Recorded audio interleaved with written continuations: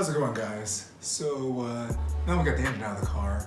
It's time for us to get down to business and start talking about what I'm gonna do to mod this car to get it to what I want it to be. So I've been thinking it over, looking at a couple things. At first I was just gonna do a stock rebuild, get this thing back up and running all nice and smooth, just on a stock motor. But when I got in there, it just couldn't help it, and saw the potential, and I'm just like, I think I'm gonna turbocharge it. So let's go through the mod list here, because I've got an idea of what I want to do, and I got an idea so I can take it from old and busted to new and hot. Old and busted to new and hot. So let's go see what's going on with that. So now you're probably thinking, turbocharging a 2JZ.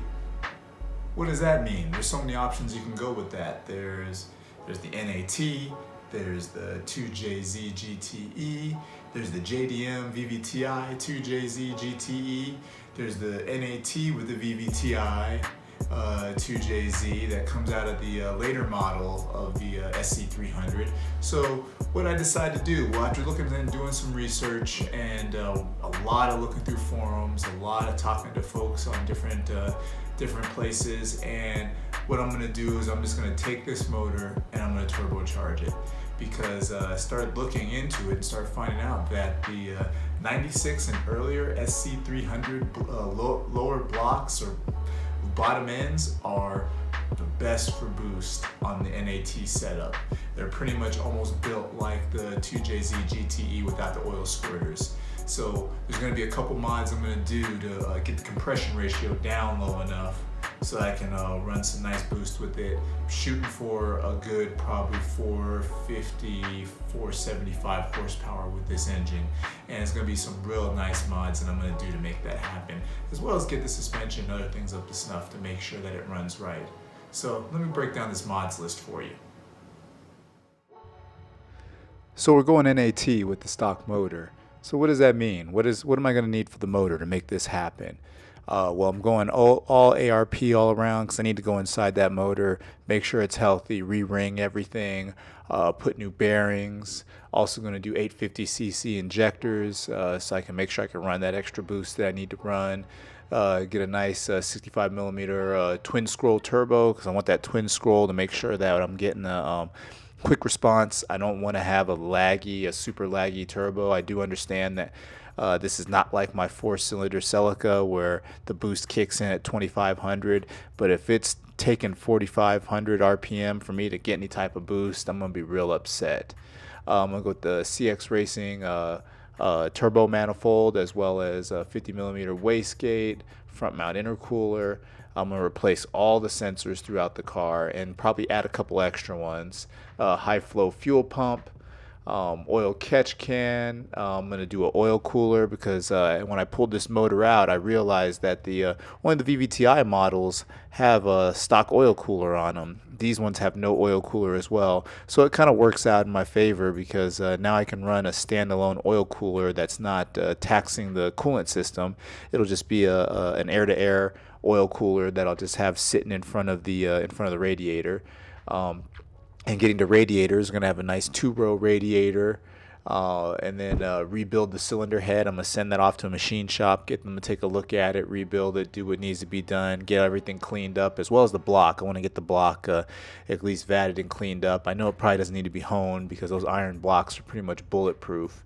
I'm also going to do adjustable camshaft gears, because I heard that if you retard and advance certain parts of the intake and the exhaust cams, you can actually pick up a little bit of free horsepower. Not much, but I've heard anywhere from 10 to 15 horsepower. You know, if it take free horsepower, I'll take it where I can get it. And then I'm also going to do a coil on plug VVTi ignition system. This is going to be not a full coil on plug, so there's not going to be a coil for every single spark plug, but it'll run almost in a wasted spark format. So I'll have 3 coil packs, and they'll each be running 2 of the cylinders. So that's going to be a big upgrade. It's going to end up getting rid of that distributor and hopefully get me a stronger, better spark, so I can actually run that boost and not have to worry about any type of stuttering or problems there. So that's a pretty good list for the motor, but it doesn't stop there. Oh no, we still got more work. We gotta go and do a couple other things, because what's the use of having a fast motor, a powerful motor, if you don't have anything else to hold up to it? So let's look at the brakes and suspension, and let's see what we're gonna do there.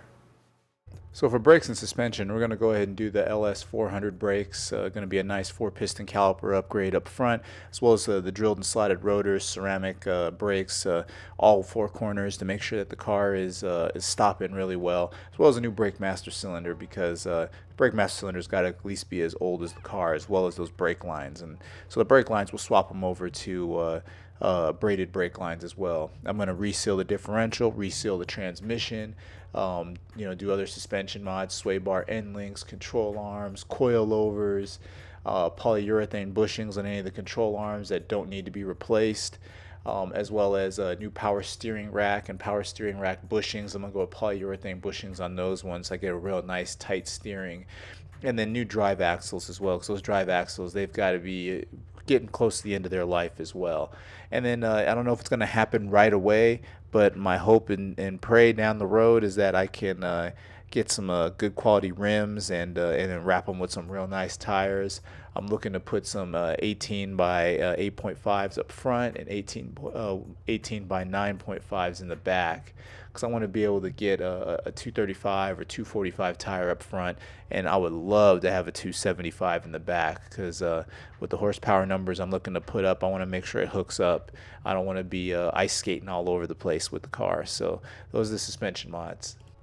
So the interior is not in too bad a shape, but I'm looking to keep those creature comforts, because yeah, I'm going to track this car here and there, but it's mainly going to be a car that I drive on the street, and I want to have some fun with it and be able to be comfortable with it. And who knows, be able to take my wife out here and there to have some fun with it, and on to have it be a nice little date car. So we'll clean and shampoo the whole car in and out. I'm going to replace all the sound system with all new speakers all around, all new sub, a new nice deck. I'm going to do the Pop Performance touchscreen climate control as well, because those are really nice. I'm going to do LED gauge pod lights to get the gauge pod nice and bright so I can see the speedometer, see the odometer, see the tachometer real nice and clear. Then I'm also going to get all those supporting gauges I need to make sure I know what's going on with the engine, with the fact that I'm turbocharging it. And those are pretty much the basic mods that I'm going to need, or at least the basic gauges I'm going to need to make sure that I know that I'll always be safe with this motor. Lastly, let's move on to the engine control. Now, don't crucify me, guys, on this one, because you're probably like, why am I not going with an AEM, or why am I not going with a Haltech? Well, I'm going with the Mega Squirt for one simple reason. It has a real nice transmission control, and it works just perfectly with the automatic transmission, since I'm planning to keep the automatic transmission for this car. So that Micro Squirt TCU that I can also get as an add-on, it talks over the CAN bus directly to the Mega Squirt, and it'll make it all work almost as like one unit, and that'll just be awesome. So I can adjust shift points. I'm actually planning to take that little economy performance button on the dash, and I'm going to switch that into a button that I can use for maybe like a high boost, low boost setting, or maybe aggressive, or more economy type shifting in the transmission. I'm not quite sure yet. I'll figure it out when I get there. And then, as far as the main ECU, I'm going to run a Mega Squirt Gold Box, Mega Squirt 3, one of the more updated boxes.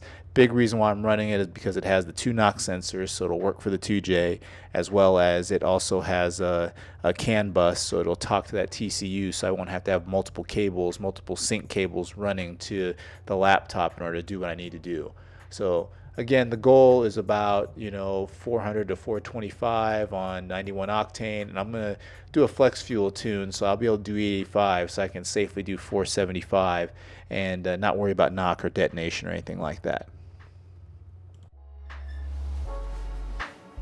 Well, guys, I hope you're excited. I sure am. I'm really looking forward to this build. I'm really looking forward to where it's going. I've already ordered some of these parts. They're on their way, and so you get to see a couple videos of me putting this motor back together and really getting things the way I like it, so this SC can really, really fly.